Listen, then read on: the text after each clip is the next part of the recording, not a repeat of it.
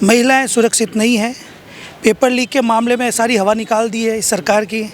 मंत्री खुद कह रहे हैं महिलाओं पर जो अत्याचार हो रहा है, कांग्रेस का मंत्री खुद कह रहा है ये मर्दों का प्रदेश है। शर्म आनी चाहिए उसको। अरे आप मर्द हो तो आप अच्छा शासन लागू करो, देश के अंदर अच्छी शिक्षा नीति लागू करो। महापुरुषों के नाम हटा दिए, जगह जगह पर गांधी नेहरू परिवार के नाम इन्होंने लगा रखे हैं। केवल और केवल झूठ का मायाजाल इस गहलोत सरकार ने फैला रखा है। अपराधियों को अगर पनपाना है तो कांग्रेस गवर्नमेंट लाओ, इनको भूमाफिया को पनपाना है तो कांग्रेस गवर्नमेंट लाओ, बलात्कारियों को पनाह देनी है तो कांग्रेस गवर्नमेंट लाओ, और महिला अत्याचार जो भी होता है, जहाँ बच्चों के रेप होते हैं, जहाँ ये तुष्टीकरण की राजनीति होती है, अगर ये आपको सहन करना है तो कांग्रेस गवर्नमेंट लाओ। और अगर आपको एक बढ़िया एक हिंदू राष्ट्र चाहिए, एक बढ़िया आपको एक साफ सुथरा अगर राष्ट्र चाहिए तो भारतीय जनता पार्टी को आपको लाना ही होगा। जहाँ राम का नाम होगा वहाँ पे राम का नाम आएगा। नमस्कार, मैं यशपाल राजपुरोहित, आप देख रहे हैं ऑल इंडिया न्यूज। राजस्थान 2023 विधानसभा चुनाव का माहौल बहुत ही जल्द आप देख सकते हैं कि किस प्रकार से अशोक गहलोत लगातार बिगुल बजा चुके हैं, रणभेरी में उतर चुके हैं और लगातार ये दावे भी कर रहे हैं कि इस बार राजस्थान के विधानसभा चुनाव में कांग्रेस पार्टी राजस्थान की बरसों से चली आ रही परिपाटी को तोड़ने जा रही है। आपको बता दें, इस वक्त हम पाली विधानसभा में मौजूद हैं। यहाँ हमारे साथ पाली विधानसभा के कई लोग भी साथ में हैं। इनसे बातचीत करेंगे और जानेंगे कि आखिर इस बार के विधानसभा चुनाव में क्या वाकई में बदलाव होने जा रहा है। परिपाटी को लेकर के जो कांग्रेस पार्टी लगातार दावा करती है उसमें कितनी सच्चाई है और यहाँ की जनता इस बार के विधानसभा चुनाव में क्या रुख रखेगी, वो जानेंगे। क्या नाम हुआ सर आपका? मनीष जैन। मनीष जी, क्या लग रहा है 2023 विधानसभा चुनाव बहुत नज़दीक है, गहलोत जी दावा कर चुके हैं कि परिपाटी को तोड़ने जा रहे हैं। क्या लग रहा है, कितनी हकीकत, कितना फसाना? उनके दावे सारे खोखले हैं। अभी आप देखो, मोबाइल जो वितरण किया, फ्री वितरण किया, उसमें घोटाला हो गया। उसके अंदर मोबाइल वितरण उन्होंने 7 दिन में बंद कर दिया। आरजेएस की स्कीम चला रखी है उन्होंने, उस स्कीम के तहत आज का एक में पिछले 4 महीने से रिटेल काउंटर का पैसा नहीं आ रहा है, तो रिटेल काउंटर वालों ने आरजेएस की स्कीम को बंद कर दिया। मेडिकल वालों ने कि हम आरजेएस के पैसा माल नहीं दे सकते क्योंकि हमारे पास इस समय पैसा नहीं है, पिछले 4 महीने पैसा नहीं है। करीबन पूरे राजस्थान में 550 करोड़ रुपये बाकी पड़े हैं। तो इसलिए इसकी स्कीमें, जितनी भी स्कीमें है ना, वो पिछले 7 दिन में फैल होती जा रही है। स्कीम को लेकर बिल्कुल भी कई जगह विरोध भी हुआ है, कई जगह स्कीम को लेकर लोगों ने इनको गाली गलौज भी की है। अच्छा, गहलोत जी एक बार एक बात कहते हैं कि मैं चाहता हूं कुर्सी छोड़ना, कुर्सी मुझे नहीं छोड़ती, आगे भी नहीं छोड़ेगी, तो भाजपा का तो मतलब रास्ता साफ करने की बात करते हैं वो। ये मैं कह दूँ खिसियानी बिल्ली खंबा नोचे, वो वाली बात है। राजस्थान के अंदर जिस तरह से महिलाओं पर अत्याचार हो रहे हैं, अलवर की घटना है, भीलवाड़ा की घटना है, राजस्थान में मैं ऐसा कोई ज़िला नहीं मानता हूं जहां पर महिला अत्याचारों को लेकर के मुकदमे दर्ज नहीं हुए और प्रशासन पूरी तरह से उसमें नाकाम रहा है। आरोपियों को शरण देने के अंदर भी प्रशासन नंबर 1 पे गया है। महिलाएं सुरक्षित नहीं हैं। पेपर लीक के मामले में सारी हवा निकाल दी है इस सरकार की। मंत्री खुद कह रहे हैं महिलाओं पर जो अत्याचार हो रहा है, कांग्रेस का मंत्री खुद कह रहा है ये मर्दों का प्रदेश है। शर्म आनी चाहिए उसको। अरे आप मर्द हो तो आप अच्छा शासन लागू करो, देश के अंदर अच्छी शिक्षा नीति लागू करो। महापुरुषों के नाम हटा दिए, जगह जगह पर गांधी नेहरू परिवार के नाम इन्होंने लगा रखे हैं। केवल और केवल झूठ का मायाजाल इस गहलोत सरकार ने फैला रखा है। रही बात हमारे पाली ज़िले की, पाली ज़िले के अंदर हमने कई वर्षों से ये पाली ज़िला भाजपा का गढ़ रहा है और इस बार भी ये पाली ज़िला भाजपा का ही गढ़ रहेगा।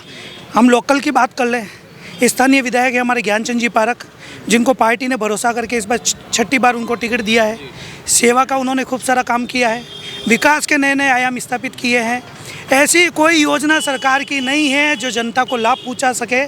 केवल और केवल जनता को बरगलाने का काम कांग्रेस सरकार कर रही है। लेकिन कांग्रेस तो ये और कहती है कि मोदी जी के नाम पर आप सीएम की वोट भी मांग रहे हैं, आप विधायक की वोट मांगते हैं, आप पार्षद की वोट मांगते हैं। प्रियंका गांधी जब यहाँ पर आई तो उन्होंने कहा कि अब पीएम को बोलिए कि वो इस्तीफा दे दे और राजस्थान की सीएम बन जाए। चेहरा ही नहीं आपके पास तो कोई। क्या है ये सब अशोक गहलोत सरकार की ये सब किसी पिटी और बेतुकी बनी बनाई बातें हैं।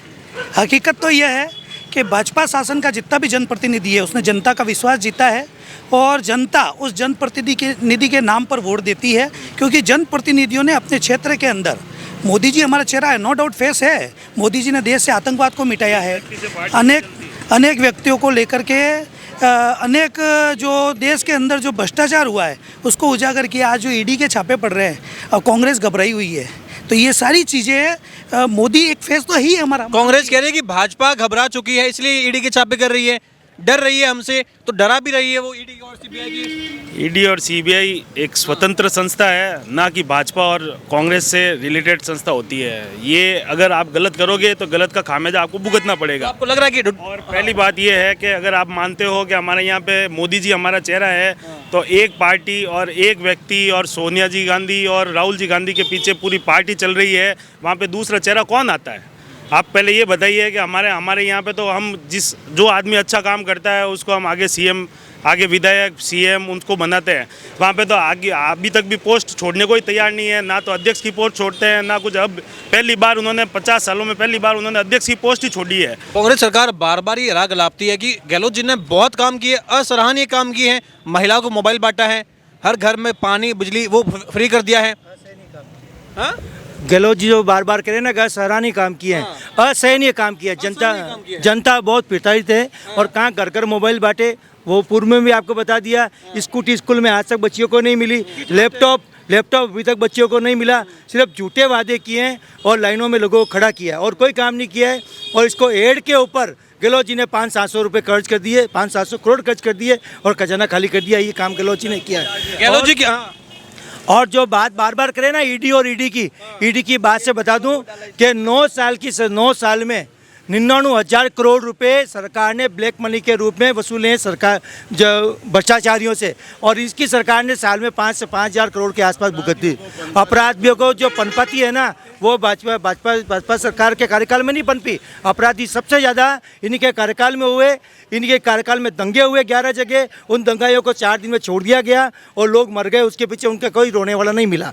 गहलोत जी कहते हैं हम बड़ी सख्त कार्रवाई करते हैं, पुलिस प्रशासन हमारा मुस्तैद रहता है, कार्रवाई हम हाथों हाथ करते हैं, जवाब भी हाथों हाथ देते हैं। ये खाली अशोक जी गहलोत है, तुष्टिकरण की राजनीति करते हैं। अपराधियों को अगर पनपाना है तो कांग्रेस गवर्नमेंट लाओ, इनको भूमाफिया को पनपाना है तो कांग्रेस गवर्नमेंट लाओ, बलात्कारियों को पनाह देनी है तो कांग्रेस गवर्नमेंट लाओ, और महिला अत्याचार जो भी होता है, जहाँ बच्चों के रेप होते हैं, जहाँ ये तुष्टिकरण की राजनीति होती है, अगर ये आपको सहन करना है तो कांग्रेस गवर्नमेंट लाओ। और अगर आपको एक बढ़िया एक हिंदू राष्ट्र चाहिए, एक बढ़िया आपको एक साफ सुथरा अगर राष्ट्र चाहिए तो भारतीय जनता पार्टी को आपको लाना ही होगा। जहाँ राम का नाम होगा वहाँ पे राम का नाम आएगा।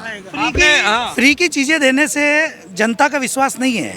फ्री की चीज़ें ठीक है ना, देते हैं और सब लेते हैं। अगर फ्री के अंदर अगर आप जनता को अगर आप सारी चीज़ फ्री में दे रहे हो तो गहलोत जी ये भी दावा कर ले कि आने वाली सरकार अगर उनकी बनती है तो टैक्स भी फ्री कर देंगे। वो अगर वो ये दावा कर ले तो फिर वो जनता से टैक्स किस बात का ले रहे हैं? जब वो सारी चीज़ें फ्री दे रहे जनता को तो फिर जनता से टैक्स भी नहीं लेना चाहिए उनको। गहलोत जी ने तो पाली में भी नाम फेंका था अपना, पाली में भी नाम फेंका था कि विधायक की सीट पे गहलोत जी लड़ रहे हैं हमारे ज्ञानचंद जी पारक को हराने के लिए। लेकिन गहलोत जी को भी बैकफुट होना पड़ा ज्ञानचंद जी पारक के सामने, क्योंकि उनको पता है कि 5 साल की जो राजनीति, 5 बार की जो राजनीति जो ज्ञानचंद जी पारक ने जो पाली की सेवा की है, पाली ज्ञानचंद जी पारक के नाम के पीछे पूरा पाली जिला भाजपा का गढ़ बना हुआ है। और इस बार भी ये मुँह की खाएंगे और 50,000 से ज़्यादा ज्ञानचंद जी पारक और पूरे पाली जिले की जो भाजपा का गढ़ है वो हमेशा यूं के यूं बरकरार रहेगा। राजस्थान सरकार की योजना है ना, जो चिरंजीवी योजना है, आज हर गरीब उसका लाभ उठा रहा है। राजस्थान के सरकार के द्वारा योजना है। और रही बात पाली की, चिरंजीवी जो गहलोत की, हाँ चिरंजीवी, और राजस्थान स्कूल में जो जहाँ तक लड़कियाँ बच्चियों बालिकाएँ हैं ना कि भाई 1000, 1200, 800 वहाँ कॉलेज खुल गई है। और रही बात राजस्थान सरकार की गरीब कल्याण के लिए योजना है, नरेंद्र मोदी जी भी राजस्थान आए थे और उन्होंने एक ही बात कही कि जो अशोक गहलोत की जो योजनाएं हैं उन्हें बंद नहीं किया जाएगा। ये क्या ये तो फिर कहीं ना कहीं रही बात पाली विधानसभा की बात है, तो पाली विधानसभा में अगर एक आदमी अगर कह दे कि पाली विधानसभा में ये विकास के काम हुए तो आज आपके जमान करूं पाली का। एक सेकंड विकास तो हुआ ही नहीं। ये भाई एक चश्मा पहने हुए हैं, एक बेवकूफ और मचा रहा है, उसका चश्मा पहन के चल रहे हैं। और आपको बता दूं पाली कोई बदीराम जाकर सब झूठ बात है। आपको रिकॉर्ड उठा के देखें, उस रिकॉर्ड के अंदर मैं बता दूं सबसे पहला बड़ा काम किया जवाई से 650 करोड़ रुपए की पाली रोहित तक पाइपलाइन लाए और भूजल माफिया का सत्यानाश किया। ये बलात्कार के मामले में राजस्थान जो है नंबर 1 पर है। कई ऐसे मंत्री जो ये कहते भी है कि ये मर्दों का प्रदेश है। अगर ये आंकड़े प्रत्याशित हैं तो आप बताइए। बलात्कार जैसी घटनाएं, अपराध जैसी घटना, बलात्कार जैसी घटनाएं, अपराध जैसी घटना हर राज्य में होती है और राजस्थान की चर्चा जहाँ तुरंत कार्रवाई होती है। आपके ऊपर तो मुझे बहुत गर्व है कि आप ये इसकी ये बोल रहे हो। शांति का व्यक्ति इस तरह की बात कर रहा है जो अभी हमारे साथी, मेरे को समझ में नहीं आ रहा है कि किस तरह की घुटी इन्होंने पहली है। ये वो क्या है ना, बीच में एक नारा चला था कि मूत्र टॉनिक मिला के और सबको पवित्र कर देंगे, ये उस भाषा का उपयोग कर रहे हैं इस पाली के अंदर। शर्मिंदा, जहाँ अखबार में बड़ा बड़ा छपा और एक विधानसभा में एक शांति धारीवाल जो उनका कैबिनेट मंत्री, वो कहता है ये बलात्कार तो होंगे क्योंकि यहाँ पर ये मर्दों का देश है। उसको शर्म नहीं आई कि 9 महीने जिस कोख में रहा, वो कोख एक जनानी की थी, एक नारी की थी, जिसका दूध पिया एक नारी की थी। और पाली के अंदर जमानत जब्त होगी कांग्रेस की और पूरे राजस्थान के अंदर दाही के आंकड़े के अंदर सिमट जाएगी आज पाली अगर मेरे भाइयों से निवेदन है, अगर पाली विधानसभा में अगर ज्ञानचंद जी पारक को वापस टिकट दिया है, 25 साल से पाली की जनता से आप जवाब पूछिए। अच्छा ये बताइए ना, ये कह रहे हैं कि 25 साल हो गए। एक सेकंड आराम से। ये कह रहे हैं कि 25 साल हो गए।